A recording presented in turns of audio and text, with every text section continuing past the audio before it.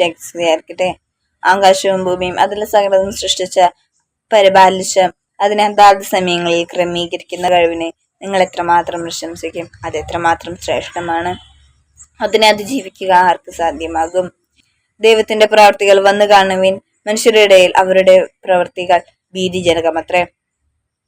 വിശുദ്ധ പൗലോസ് ശ്ലീഹ ഇപ്രകാരം പറയുന്നു: ദൈവത്തിന്റെ ഭോഷത്വം മനുഷ്യരുടെ ജ്ഞാനത്തെക്കാൾ വലുതാണെന്ന്.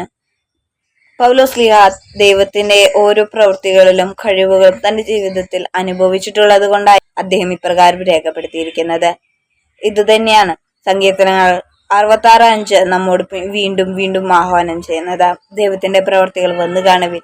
മനുഷ്യരുടെ ഇടയിൽ അവിടുത്തെ പ്രവൃത്തികൾ ഭീതിജനകമത്രേ.